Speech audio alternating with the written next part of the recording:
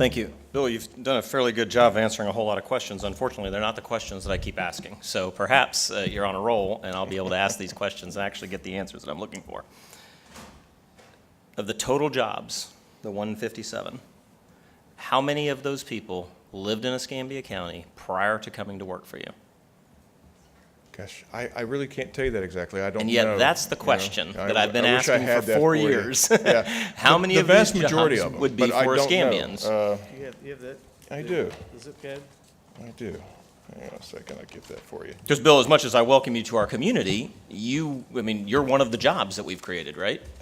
With our taxpayer dollars, but you weren't an Escambian when we did that. You are now. Thank you very much. Yes. And good choice. I will say the number one is 32506. I think you're familiar with that zip code. I've known it a time or two. But it's, again, Mayor, that's not there are 19 employees. There are 19 people there. Okay. 32514, that would be Commissioner Bender and Commissioner Berry. There are 19 there. 32526, I believe, is also Jeff. you. Jeff, okay, there are 10 there. 32533, which is you, there are 11. 32536, 3, 32534, 3, 325075. Mayor? So there are several here. I mean, Mayor, the question is, those were all Escambia citizens prior to Yes, sir. employment at VT? Yes, sir. Okay. We'll shift to the second one. That's what I refer to and have been referring to quite often, and every time that we do this economic development stuff, what I call the lie of averages. We're all familiar with the law of averages, but the lie of averages is the one that we always use when we're talking about the average income. Okay? Bill, I'm going to go out on a limb here and say you probably make more than 50K. Yes. Okay, probably make that in a quarter.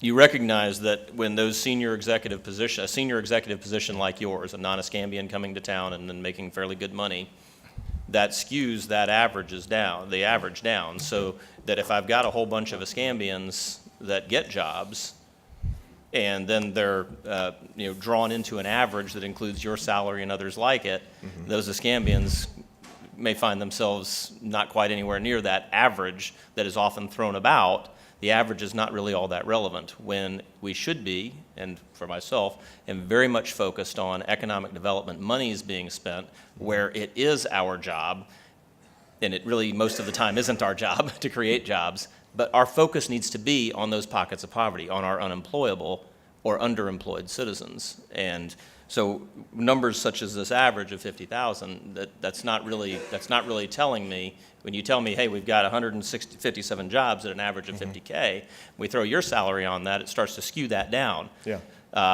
So again, what I'm asking for and what I've always been asking for, and I'm repeating them now with you because you actually seem to be interested in answering questions, show me the Escambia citizens who have actually gone to work and now have these jobs. Okay. And what are their pay rates? What are they actually getting paid? Okay. What the economic development folks should be giving us is not an average job number, but they should be giving us a staffing plan that shows how much of this is going to be executives from out of town.